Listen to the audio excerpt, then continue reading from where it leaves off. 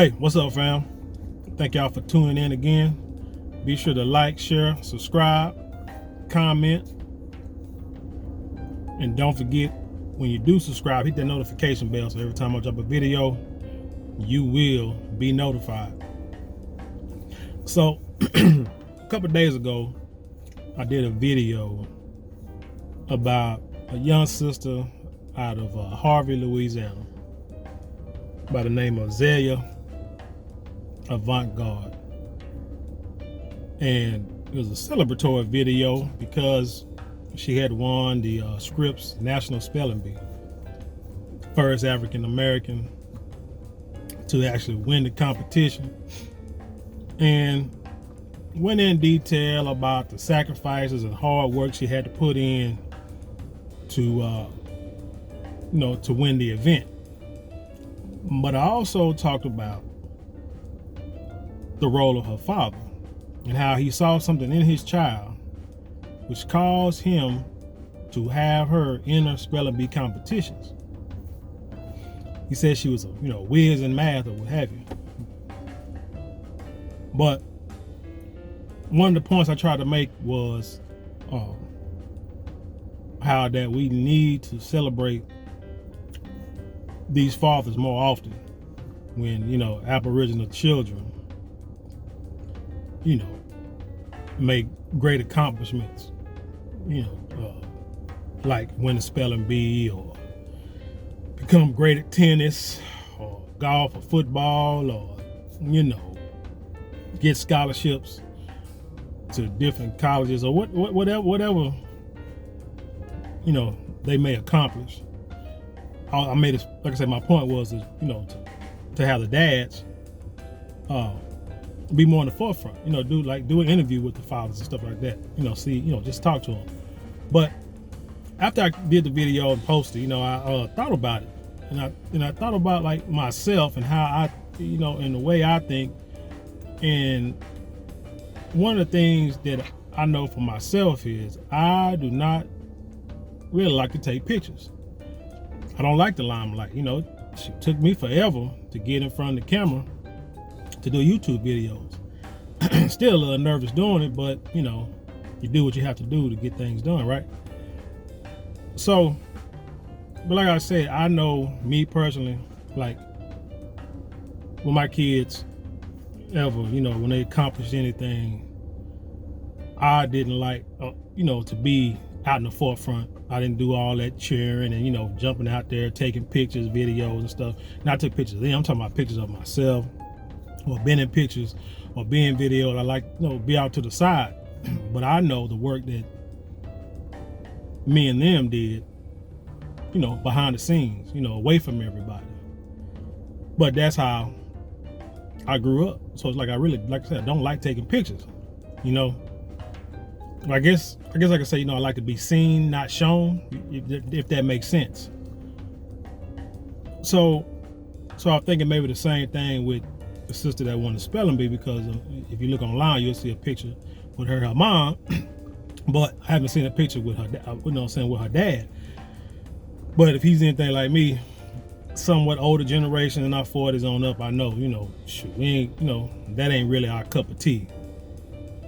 But I use that point to segue into this other story that was pretty sad and, and devastating and disappointing. And it's about a young brother in California, 21-year-old quote unquote rapper. Shoot, everybody's a rapper now, no matter what. I was gonna put you in that category, but 21-year-old rapper, a gang banger, gang member. I think his name was Indian Red Boy, was killed, murdered, massacred on, was it Instagram Live this past Saturday? And when I heard the story, read an article or two, I was like, I didn't want to see the video. Because first thing I'm thinking is, there's another young dummy out here, gang banging. Now, let me preface this by saying, I know nothing about the gang culture in California. Never been to California. So I'm not going to talk down on it, because this video is really nothing about gang banging. It's really about choices and things that we focus our time and energy on, and what we choose to focus our time and energy on, and what the repercussions, or the consequences, or will are for our choices. What are the rewards that we reap? So anyway, like I said, I didn't want to watch the video because I thought like another young dummy kid, dumb, I heard, gang banging, doing stupid stuff, and got for it. But then somehow the video was in the story, came across a feed of mine, and curiosity, as as they say, kill the cat. I pushed play and I watched it. And I watched it in horror. When you see these two kids, because it's almost like suspenseful, you see these two kids, and I call them kids, I say 21 ain't nothing. You see these two kids, FaceTiming each other or what have you. And all of a sudden, like I said, the guy who's sitting in the car is talking to the guy that's in his house or wherever. Now, the guy that's in his house, the story is that he is the one, he like defaced a Nipsey Hussle mural, and then did videos about it, throwing up gang signs and all this kind of stuff. And then you go off and you look at other internet posts, you see people making videos and pretty much threatening this guy, whoever he is, pretty much telling him, your days are numbered, bro. It's pretty much what he's saying. I'm like, God, what the kids doing? So these two guys on the video, so like I said, they friends, and then the guy that's sitting in the car, he done made videos with his homeboy, doing the same old, finger, hand talking and stuff like that, disrespecting other sets. And it's like, it was almost like it was scripted. It was like the guy in the car asked the guy at the house, hey, you ain't got no strap, man, what you gonna do if somebody pull up on you? And the dude like, well, I'm gonna, use these hands. And no sooner said that, the guy in the car, you just hear 12 pops. Now they're saying 16, but all I heard was 12. I heard 12 pops. And then the dude like leaned over there. When he come back up, you see like blood on his eye, and he can barely, and he's gasping for air, asking for help. You see the fear in his eyes. You see the life leaving him. And he asked the guy to go get help. And then you see the phone fall, and the dude slump over, and it's like you hear moving in the background. Dude pretty much down. You actually seen it. You watching the guy die. And that's a hard thing to watch, man. And everybody says, the old saying is, the guy, whoever did it, that dude's gonna be, gonna haunt him in his dreams for the rest of his life. But stuff like that, man, that'll haunt anybody just by just seeing something like that, because it's disturbing. And after I watched it, my thought process changed. Instead of sitting there saying, man, there's some young dummies doing dumb stuff, young kids, my gosh, I'm sitting here thinking, man, this boy made a mistake, affiliated himself with a certain person. And the guy that's in the house, everybody say, like I say, shit, his days are numbered pretty much. These are one of those instances where I would say, hey, that brother there he need to go to some other part of the country, like the Midwest, like Montana or Utah. I mean, because everywhere, because word on the street is, Nipsey, had got a lot of love all over the country. So it ain't too many places that dude gonna be able to roll, and not have a bullseye on his back. So I would be like, man, if you're gonna go to the South or go to the country, lay low in some little old podunk town and just start over with your life, get a whole nother identity or what have you. Because it's like you basically dead man walking. But him and the guy that got killed, I saw that, I'm like, man, this dude 21 years old, he's a baby. I mean, if all things end up perfect, that young man had another 99 years to live, because they say the body can regenerate and rejuvenate so much that if everything's perfect, the human body can live 120 years. So this dude could have lived to 120 years, maybe not, at least 70, let's say 21, 50 more years on Earth. There are so many things that this young man could accomplish in 50 years. And yet, it's wiped off. Nobody at the age of 21 should die over trolling. And the problem is, I think, with the younger generation is, what I was trying to say earlier, going back to what I was saying earlier, older generations, men, all that being seen and all them, all this trying to get notoriety, and, you know, just these likes, trying to get these likes on the internet, man, that is not the way we grew up. That's not the way we was taught. You know what I'm saying? What they say, like real men, we stay back in the cut. We do our work, and we let our work speak for itself. We don't sit out here and brag and boast and get out here and act a fool in front of people. I mean, you got people that like to clown around, and that's understood. That's a whole different thing. But something like this, where you don't know in your own state, like I said, I never been to California, but I know you don't even know in your own state, in the gang banging that you doing, you do not know when not to cross the line. And now you cross the line and it cost a man his life. You done started pretty much a war. Back in the day when somebody would do something dumb like that, and you had older guys, bosses or what have you, OGs, and there was a war with youngsters, and first thing you don't want to do, forget the heat with another gang. We talking about heat from the government, from the police, from the feds or whatever. You don't want that heat. So you have OGs who can sit there and talk to these youngsters and be like, hey, we gotta squash this. We need to stop this. How can we stop this? Or it'd be like, hey, you got a guy that done something that could start a war. I'm gonna need y'all to bring him out. We're gonna need y'all to flush him out. Something like this, and bring him to us. Tell us where he's at, and it won't be a war starter. But if not, it's gonna be a whole lot of innocent blood. I mean, and this is stuff, real life, movies, whatever you want to call it. But I mean, that's just the way it was. But now these kids, they really don't really have OGs to talk to. But they don't want to talk to the OGs. They don't want to listen to the OGs. So when the older people got all this wisdom, they don't want to talk to the kids, because the kids, brush them out, because you didn't raise the kids. You're not the one who trained the kids. The kids, like I said, I don't know if these cats, had single mothers that grew up with their dads or not. I could guess which one it was. But a young man needs a man to teach him how to act like a man. A woman is going to show emotions and all this trying to be seen stuff, and man gonna be the one to sit back, chill out, think out his plan, his strategy, think his ideas, and make sure it's gonna make sense, and make sure it's not gonna be nothing detrimental to him, his family, his set, or whatever, or his community, or whatever the case may be.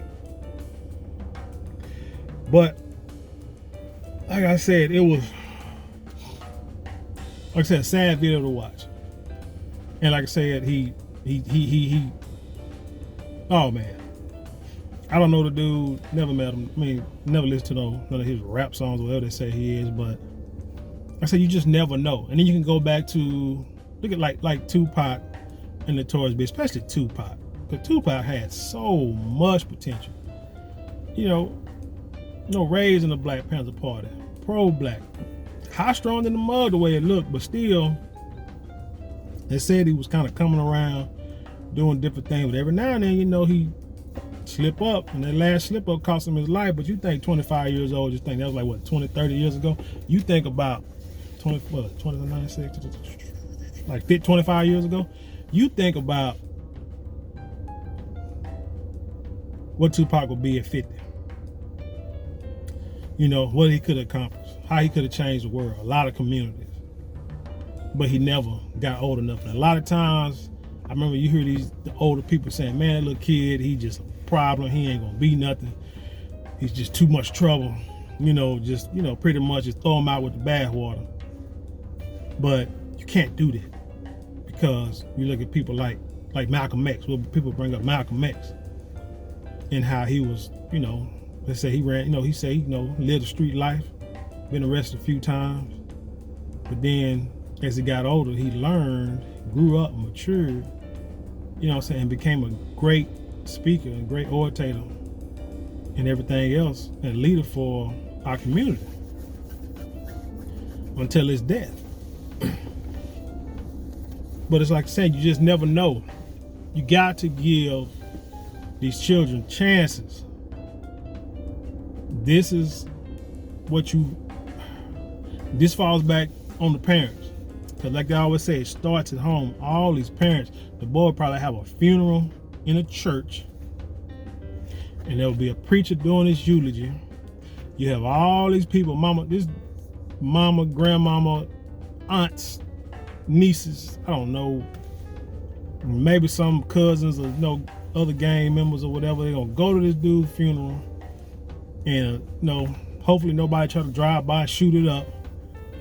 But like I said, it's gonna be in the church. It's gonna be one of the most hypocritical services, because the boy wasn't about that. I mean, heck, let's just say it. Like Neely Fuller say, your religion is what you practice. Your religion is what you believe in.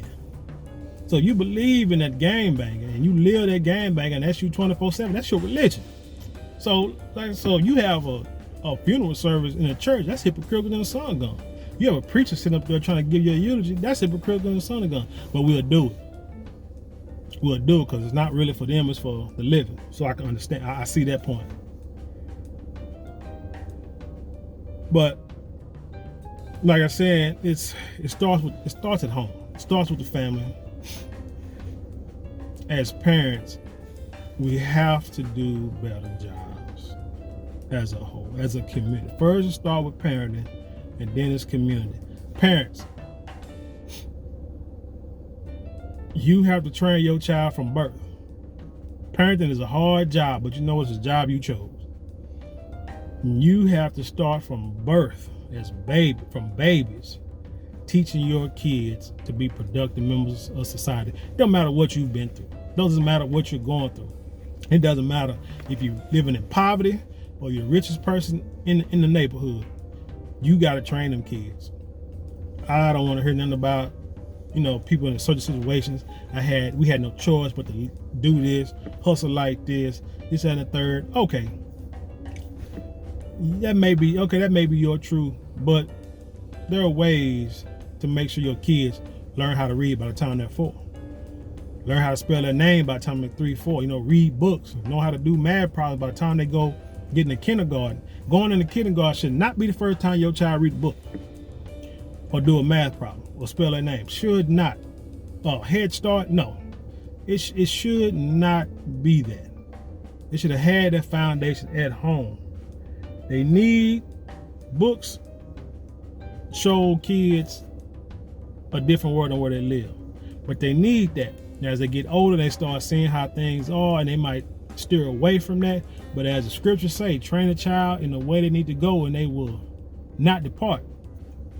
They'll make mistakes. We'll make mistakes. We'll do things like think we want to be gang members, or don't think we want to just do all kind of mischievous stuff. But when we get older and we start to mature and get wild, because they say the brain really don't mature. People don't really mature till they're like 25 years old.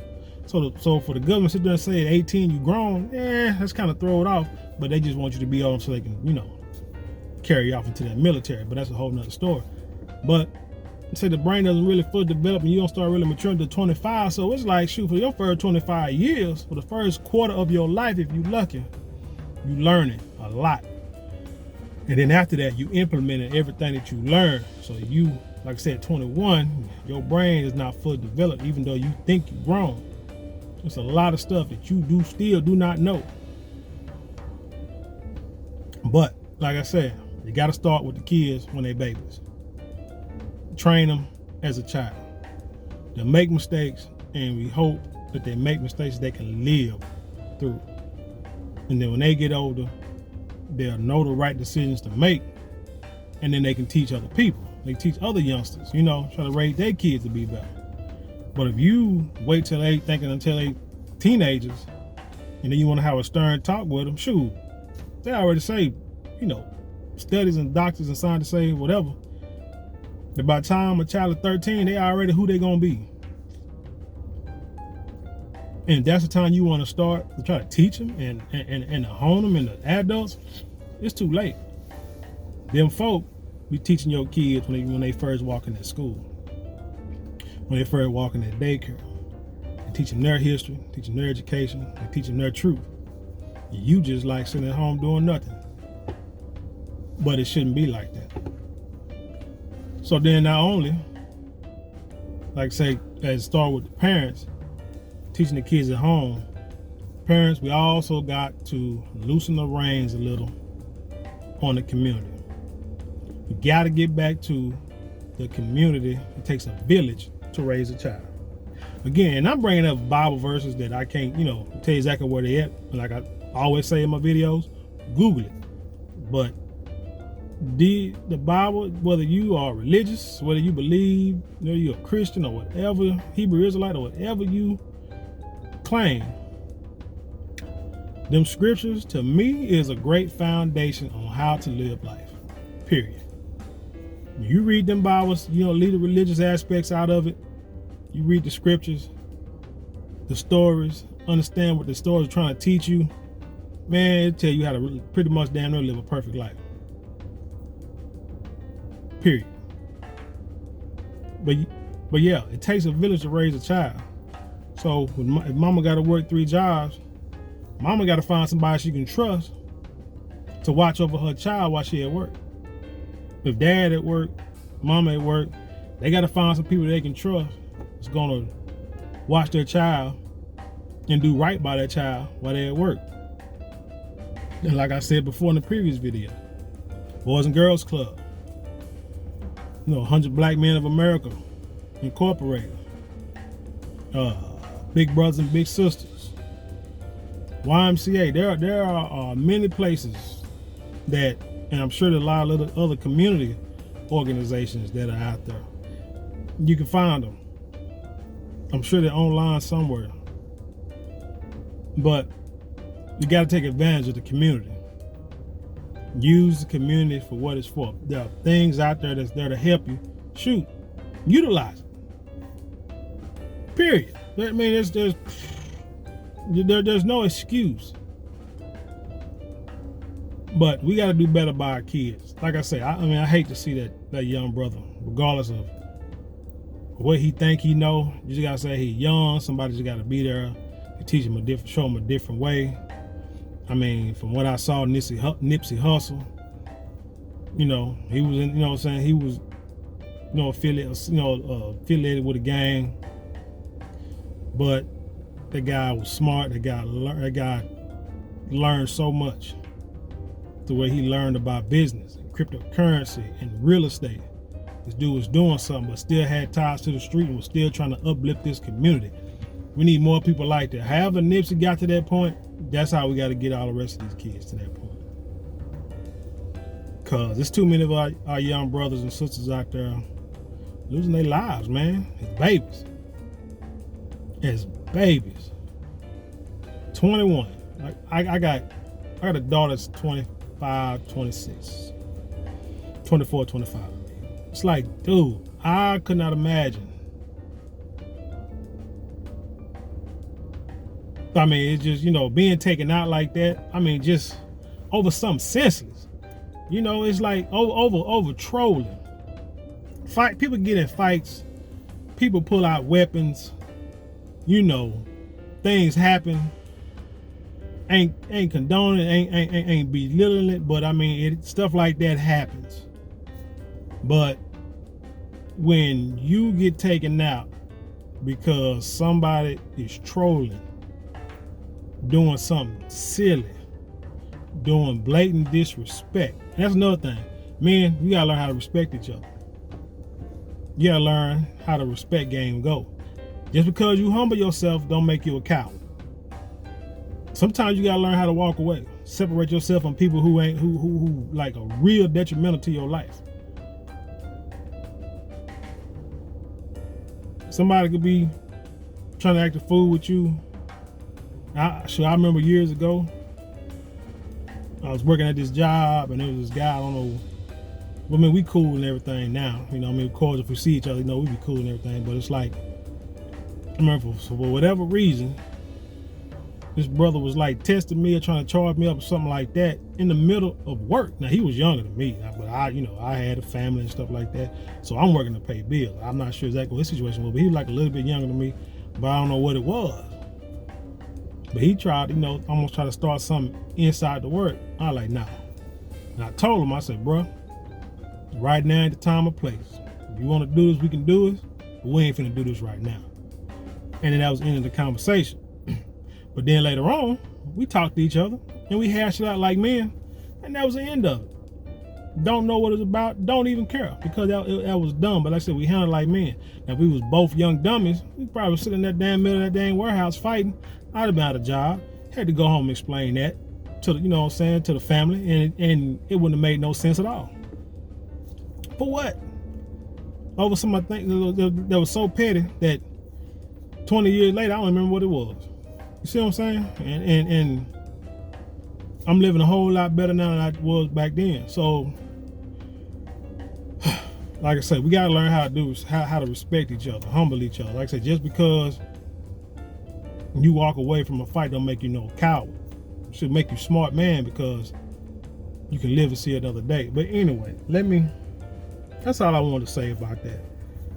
It's just that, like I say, it was sad. I hate to see it. Like I didn't want to see it. It's a vision that I don't ever, you know, you can't get out your mind. I mean, I had a couple of people, bro, you know, cats I went to school with, you know, good friends of mine that, you know, that was killed at a young age, 18, 19 years old. You know what I'm saying? Didn't like it.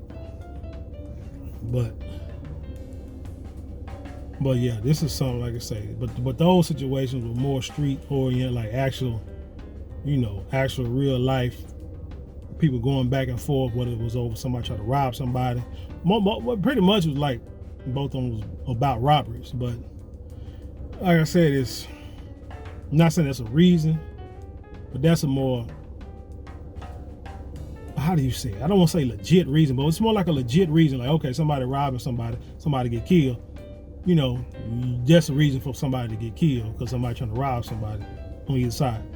You know what I'm saying? You can understand. You can explain that more than go and explain, hey, my son got killed because he spray painted on somebody. Him and his friend spray painted. His friend spray painted on a mural. And so now, since my son is his best friend, they went and got him first. You see how that sounds? Not too, like I said, not too good. But anyway, like I said, tell me what you think. I mean, tell me what you think. Do you got any kind of solutions? If you know any mentors or any organizations, these young kids that you can actually get involved in yourself. You know what I'm saying? Join something to help these young kids like that. But if you know something these young kids get into, like I said, I named a few of them from off top. But if you got like any local organizations, I mean, sure, you know, put in the comments. You know, send me an email. Sure, I'll post them in the description box on every video if need be. You know, but because this channel is supposed to be about growth. That's the name of this channel. Grassroots, our wealth, tradition, and heritage. But shoot, for us to have a wealth, tradition, and heritage, shoot, these kids got to grow up, and that's my plan. That's my hope for the future. And I hope we get a lot more people to jump on that bandwagon. But yeah, but with that being said, always again, subscribe, like, share, comment. And when you subscribe, hit that notification bell. If you got any questions, comments, concerns, suggestions, description box, hit that email. You want to support the channel, you know, go to the website, buy some merchandise. Got your YouTube channel. Click on that TubeBuddy link, sign up. Man, it'll help you out a lot. And until next time, peace, fam.